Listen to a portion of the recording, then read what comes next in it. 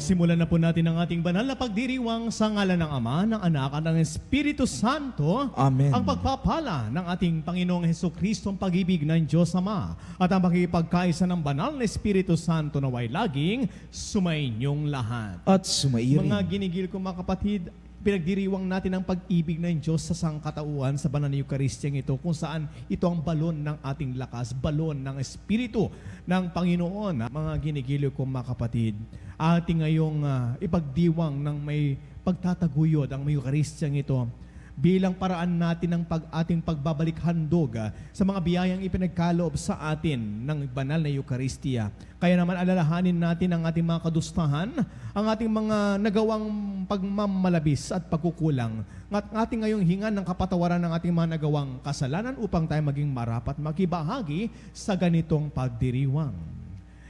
Inaamin ko sa makapangyarihang Diyos at sa inyo mga kapatid na lubha akong nagkasala sa isip, sa salita at sa gawa, at sa aking pagkukulang, kaya isinasamo ko sa mahal na Birheng Maria, sa lahat ng mga anghel at mga banal, at sa inyo mga kapatid, na ako'y panalangin sa Panginoong ating Diyos. Kaawaan tayo ng makapangyarihang Diyos, patawarin sa ating mga kasalanan, kahit patnubayan hanggang sa buhay na walang hanggan. Amen.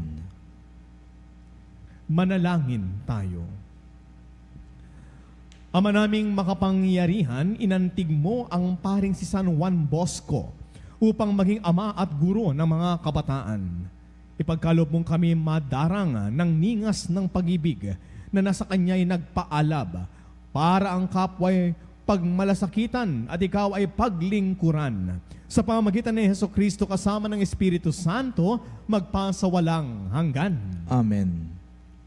Pagbasa mula sa ikalawang aklat ni Samuel. Noong mga araw na iyon, inutusan ni David si Joab at lahat ng namumuno sa hukbo niya. Gawin niyo ang talaan ng bawat lipi ng Israel mula sa Dan hanggang Beerseba at dalhin ninyo agad sa akin. Iniulat ni Joab sa hari ang kabuuan ng lahat ng mga lalaking maaaring maglingkod sa hukbo. Sa Israel ay 800,000 at sa Huda naman ay 500,000. Matapos niyang ipatala ang mga tao, inusig siya ng kanyang budhi. Sinabi niya sa Panginoon, "Nagkasala ako ng malaki sa ginawa kong ito. Patawarin ninyo ako sa aking kahangalan."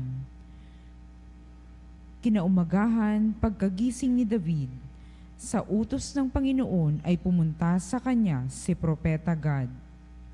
Sinabi nito kay David, "Ito po ang ipinasasabi sa inyo ng Panginoon. Mamili ka kung alin sa 3 parusang ito ang ibig mong gawin ko sa iyo. 3 taong tagutom sa iyong lupain, 3 buwang pag-uusig ng iyong mga kaaway o 3 araw na salot. Alin ang gusto ninyo para masabi ko sa nagsugo sa akin?" Sumagot si David, "Hirap na hirap ang aking kalooban sa nangyaring ito. Yamang mahabagin ang Panginoon. Ang pipiliin ko'y ang tuwirang parusa niya, kaysa ako'y mahulog pa sa kamay ng mga tao." Kaya't ang Panginoon ay nagpadala ng salot sa Israel. Ano pat mula sa Dan hanggang Beerseba, 70,000 tao ang namatay. Nangyari ito mula ng umagang iyon hanggang sa taning na panahon. Nang iuunat ng anghel ang kanyang kamay upang puksain ang mga taga-Jerusalem, sinaway siya ng Panginoon. Nagbago ang pasya nito at sinabi, "Tama na, huwag mo nang ituloy." Ang anghel ng Panginoon ay nakatayo noon sa giikan ni Arauna, isang Hebuseo.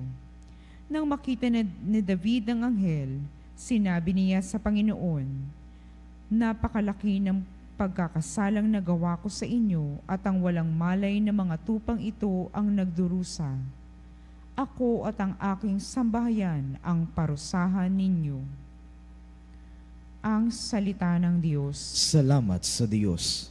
Diyos ko, ako'y patawarin sa aking pagkasuwail. Diyos ko, ako'y patawarin sa aking pagkasuwail. Mapalad ang tao na pinatawad ng yaong kasalanan at nalimot na rin ng kanyang nagawang mga pagsalansang. Mapalad ang taong sa harap ng puon ay di naparatangan, dahilan sa siya ay di nagkasala at hindi nandinlang. Diyos ko, ako'y patawarin sa aking pagkaswail. Ako ay lumapit sa iyong harapan at salay inamin. Ang aking ginawang mga pagsalansang di ko inilihim. Pinagpasiyahan kong ang lahat ng ito sa iyong daing. At ang aking natamo ang iyong patawad sa sala kong angkin. Diyos ko, ako'y patawarin sa aking pagkaswail. Ang lahat ng tapat sa panahong gipit dapat manalangin. Upang bumugso man ang malaking bahay, di sila abutin. Diyos ko, ako'y patawarin sa aking pagkaswail. Kublihan ko'y ikaw ang sasagip kung nababagabag. Ang aking aawitin ang pagkakalinga at yung pagliligtas. Diyos ko, ako'y patawarin at sa aking pagkaswail.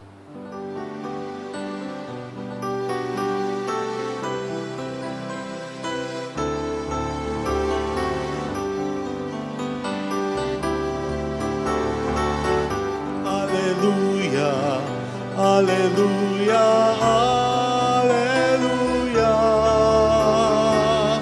alleluia, alleluia, alleluia, alleluia. Alleluia, alleluia, alleluia. Alleluia, alleluia, alleluia, alleluia.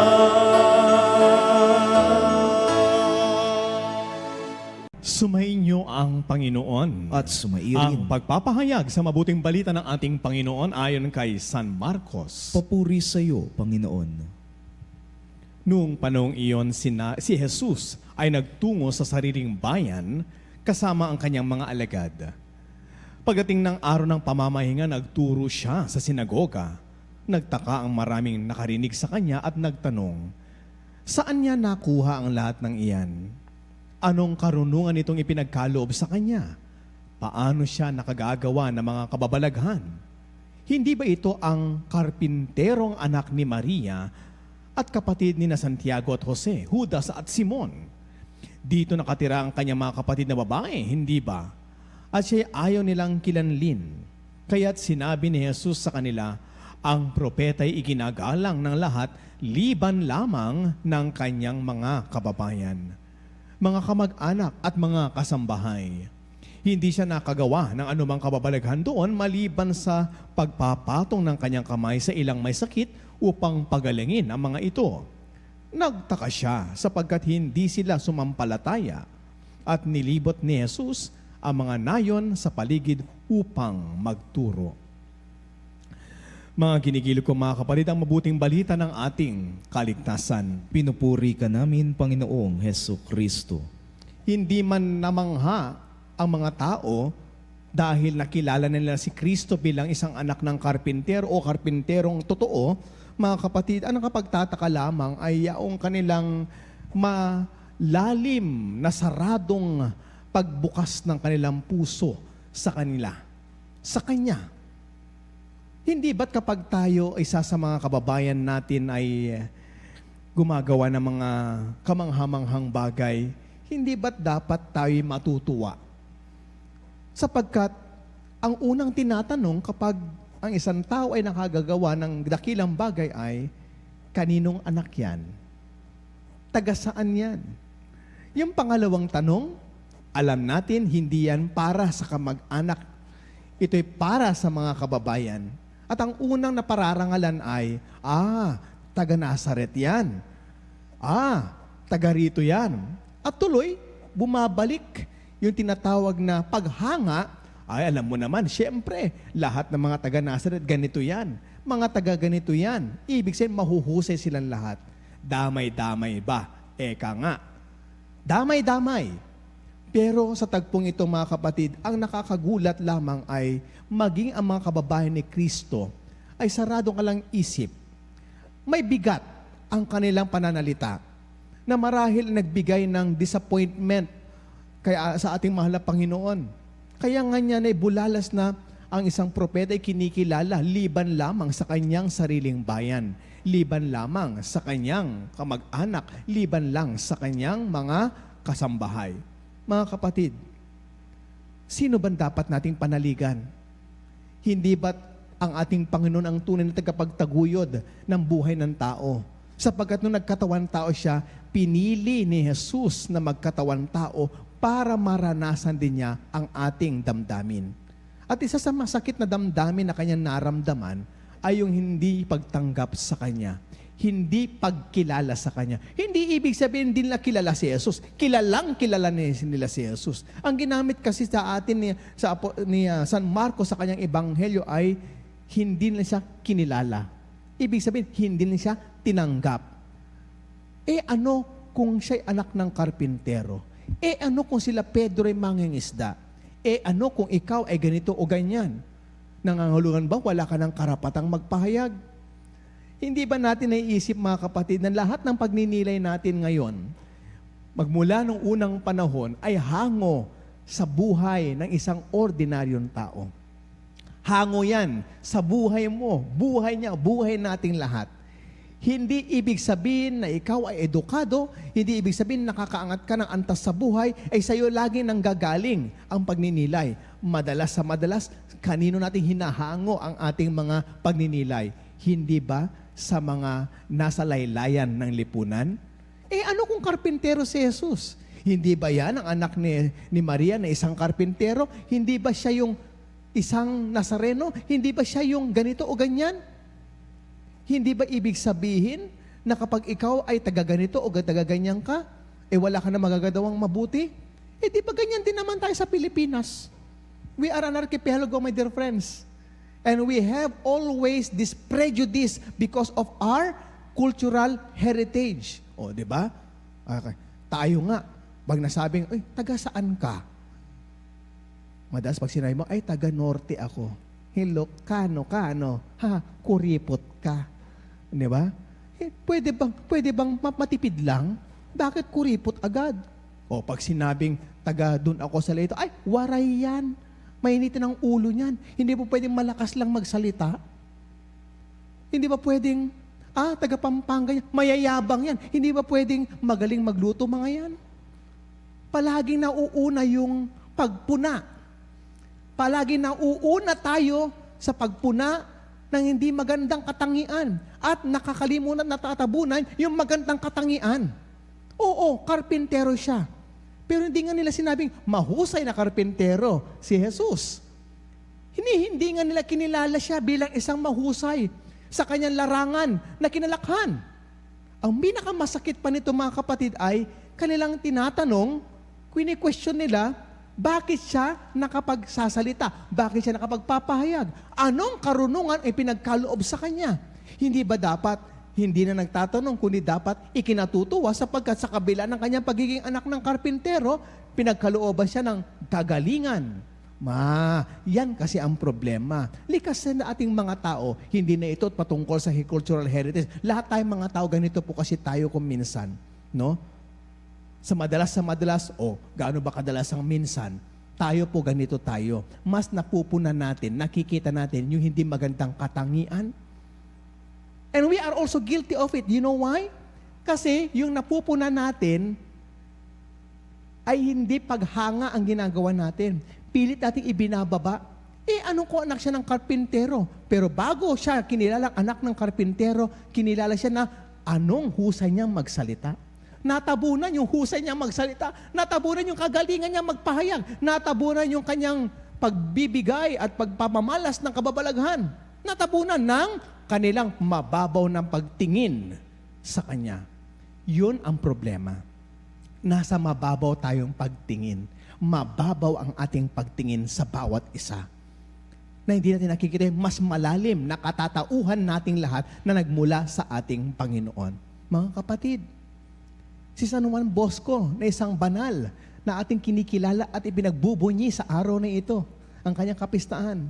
Para sa kanya, hindi niya tinignan ang mga musmos, ang mga kabataan na kakaunti ang may babahagi sa buhay. Bagkus tinignan niya sila ng merong potensyal. Kaya nga naging kampiyon siya ng mga kabataan sapagkat naging tagapagtaguyod siya. Speaking of the word tagapagtaguyod, ito yung sinasabi natin Di ba? Hindi tayo kung minsan nagiging tagapagtaguyod. Pag sinabi tagapagtaguyod, tagapagtangkilik yan Yung tinatawag natin pagsuporta. Di ba? Sinasabi natin, ang mga kabataan ng pag-asa ng bayan, hindi sila mananatiling pag-asa o mananatili sa salitang pag-asa kung hindi natin sila ipagtataguyod. O hindi ba, bilang mga magulang, anong ginagawa natin? Tungkulin natin ipagtaguyod ang ating mga anak, ang iyong mag-anak. Ikaw na nagtatrabaho sa isang kumpanya o sa isang lipunan, tungkulin mo ipagtaguyod para umunlad kung saan ka nagtatrabaho. Kung ikaw ay isang anak, tungkulin mo ipagtaguyod ang pangangailangan ng iyong sambahayan. Kung ikaw ay ama, tungkulin mo ipagtaguyod ang buong mag-anak. Kung ikaw ay isang anak, tungkulin mo ipagtaguyod ang iyong pag-aaral para mabigyan mo ng karangalan ang iyong mga magulang. Pagtataguyod, yan ang kulang sa atin. At pagtatangkilik. Kaya nga itong banal na misang ito ay dito nasasalamin kung paano din natin ipinagtataguyod ang banal na misang ito. Yung ating mga ginaganap na healing mass sa Veritas. Di ba maalala niyo mga kapatid? Hindi naman 4 ang misa natin noon bago ang pandemya. Hindi po ba? Wala namang misa sa madaling araw ng alas 12. Di ba? Dati-rati mga kapatid, 3 lang yan. Alas 6 umaga, tanghali, alas 12, at gabi. At kung minsan nga, maalala ko nga noon hindi naman live dito. Dati, kinakrap lang yan, kinukuha lang sa mga parokya. Pero bakit umunlad ang ating pagtataguyod o debosyon sa banal na Eucharistia? Dahil nga sa salitang pagtataguyod. Yun ang kailangan natin ngayon. Ipagtaguyod natin, tangkilikin natin, kung saan natin nakikita yung potensyal sa ating kapwa-tao, ipagtaguyod natin yan. Suportahan natin yan. Sapagkat kapag sinuporta at pinagtaguyod mo yan, sinong unang pinararangalan?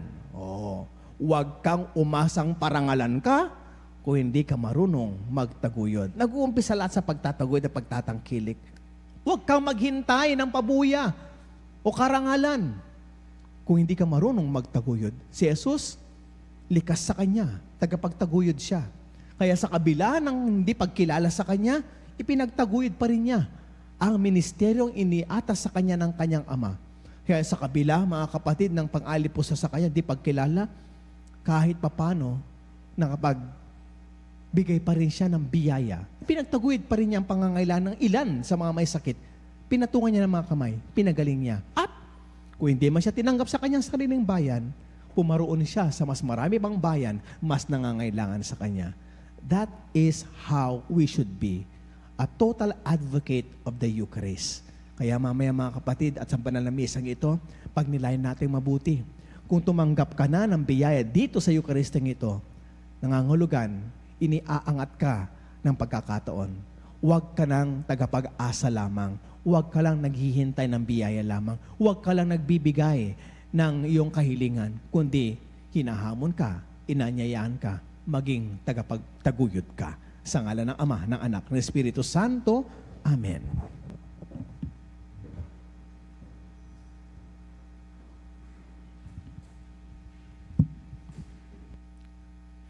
Tinanggihan si Jesus ng sarili niyang kababayan, may pananalig nating tanggapin siya bilang ating Panginoon at tagapagligtas. Ating sabihin sa ating mga panalangin, Diyos ng karunungan at lakas, basbasan mo kami. Diyos ng karunungan at lakas, basbasan mo kami.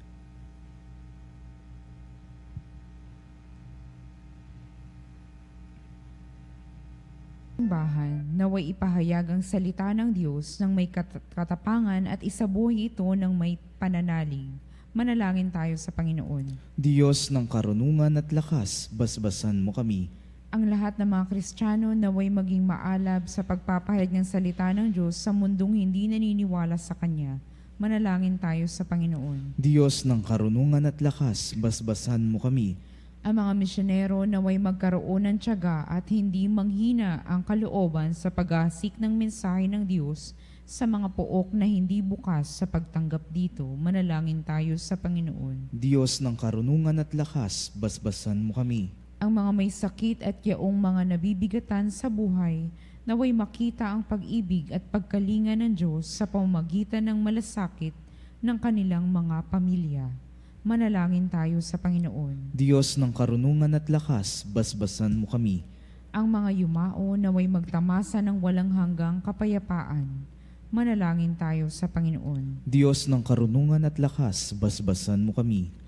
Ama, buksan mo ang aming mga puso sa iyong salita. Patawarin mo kami sa mga pagkakataong tinanggihan naming makinig sa iyong katotohanan. Hinihiling namin ito sa pamamagitan ni Kristong aming Panginoon. Amen. Amen.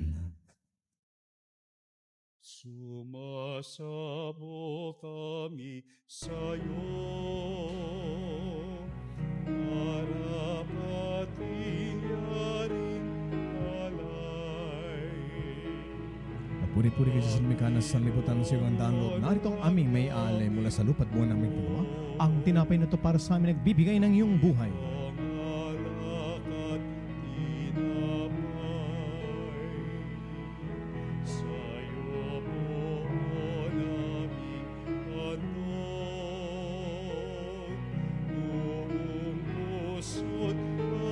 Puri-puri kayo sa lumikanas sa libutan sa iyong download. Narito ang aming may alay mula sa ubas ng buwan ng pagawa.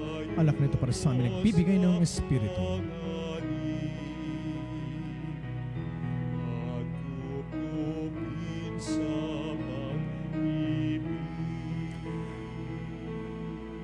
Patuloy kayong manalangin mga kapatid upang ang ating paghahain ay kalugdan ng Diyos amang makapangyarihan. Tanggapin nawa ng Panginoon itong paghahain sa iyong mga kamay sa kapurihan niya at karangalan sa ating kapakinabangan at sa buong sambayanan niyang banal. Ama naming lumikha, maging kalugod-lugod nawa sa iyo ang paghahaing inihanda upang ang iyong mga banal ay magunita.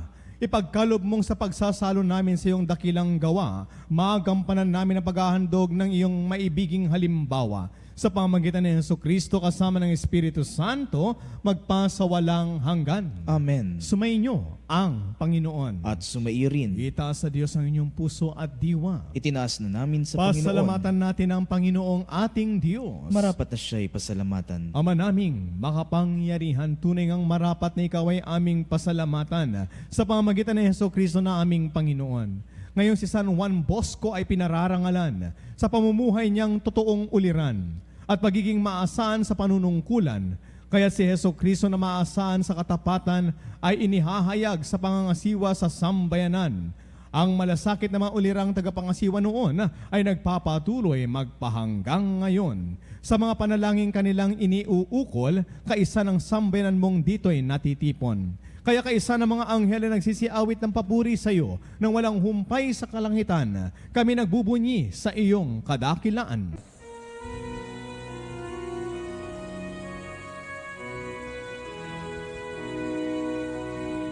Santo, Santo, Santo, Panginoong Diyos ng mga hukbo, napupuno ang langit at lupa ng kadakilan mo. Hosana, Hosana sa kaitaasan, pinagpalang na paririto sa ngalan ng Panginoon. Hosana, Hosana sa kaitaasan.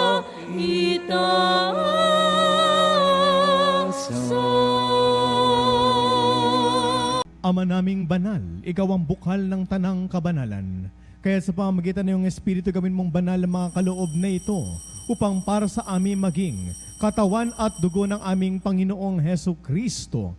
Bago niya pinagtiisang kusang loob na maging handog, hinawakan niya ang tinapay, pinasalamatan kanya, pinaghati-hati niya iyon.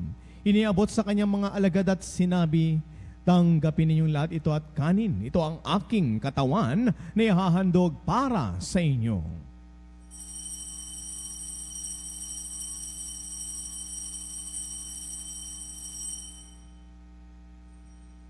Gayon din naman, nang matapos ang hapunan, hinawakan niya ang kalis, muli kanyang pinasalamatan. iniabot niya ang kalis sa kanyang mga alagad at sinabi, "Tanggapin ninyong lahat ito at inumin. Ito ang kalis ng aking dugo, ng bago at walang hanggang tipan. Ang aking dugo ni bubuhos para sa inyo at para sa lahat, sa pagpapatawad ng mga kasalanan. Gawin ninyong lahat ito bilang pag-alaala sa akin."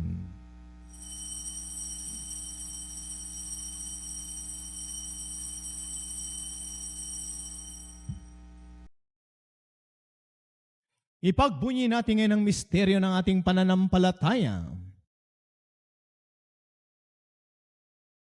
Si Kristo ay gunitain, sarili ay inihain. Ilang pagkait inumin, pinagsasaluhan natin, hanggang sa siya'y dumating. Hanggang sa siya'y dumating. Ama, ginagawa namin ngayon ang pag-alaala sa pagkamatay at muling pagkabuhay ni iyong anak. Kaya't iniaalay namin sa iyo ang tinapay ng bibigay buhay at ang kalis na nagkakaloob ng kaligtasan. Kami nagpapasalamat dahil kami iyong minarapat na tumayo sa harap mo para maglingkod sa iyo.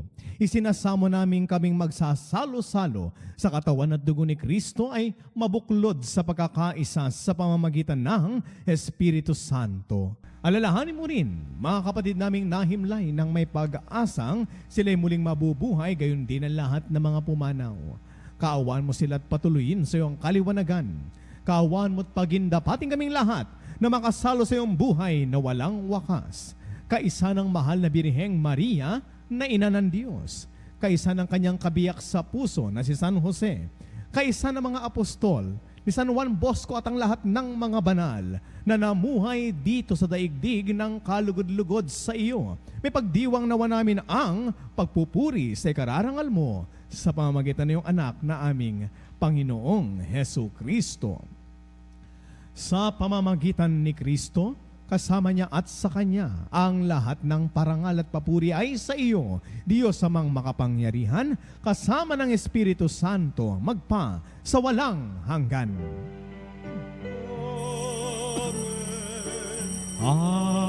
Amen. Amen. At sa tagubilin na nakagagaling na utos sa turo ni Jesus na Panginoon natin at Diyos, ipahayag natin ang may lakas ng loob.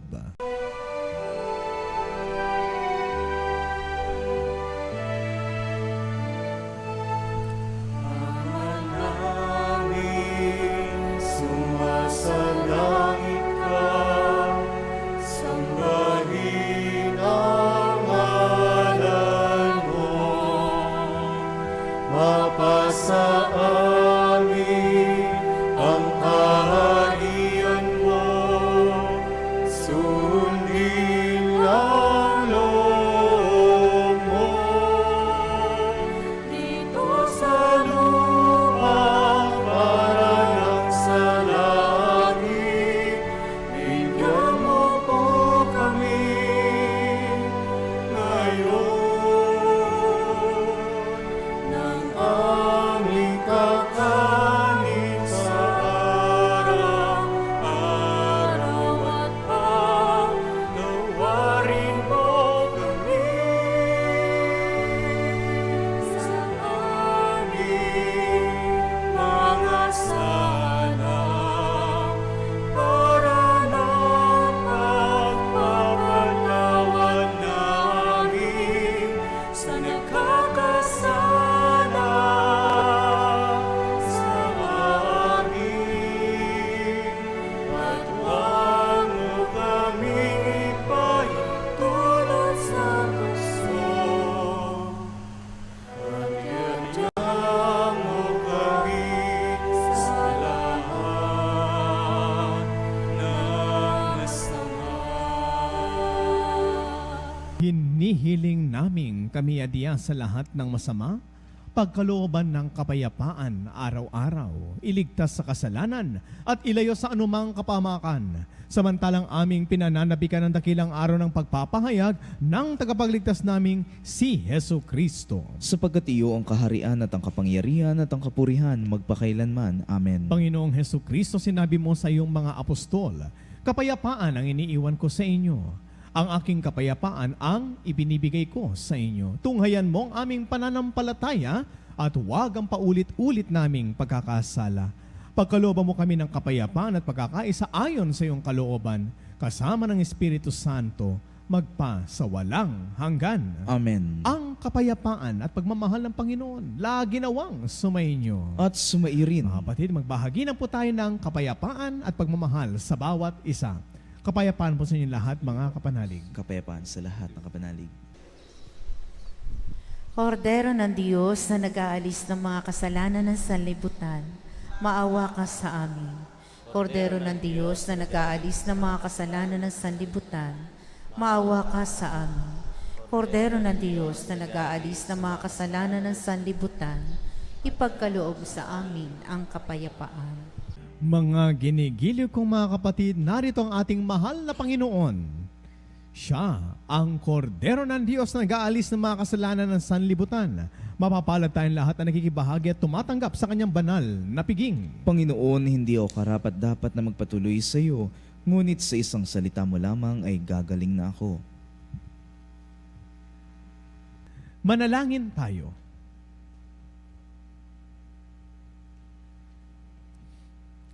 Ama naming mapagmahal, matulungan nawa kami ng banal na pakikinabang upang pakundangan sa pagkauliran ng mga banal, maituro naming wagas at may sakatuparan ang pagmamahal sa kapwa at ang liwanag ng katotohanan sa pamagitan ni Heso Kristo kasama ng Espiritu Santo magpasawalang hanggan. Amen. Sumainyo ang Panginoon. At sumairin. Palain nawa tayo na mapagmahal at mapagkalingang Diyos ang Ama, Anak at ng Espiritu Santo. Amen. Tapos na po ang ating pagdiriwang, humayat tayo at maging tagapagtanggilik ng ating mahal na Panginoon. Salamat sa Diyos.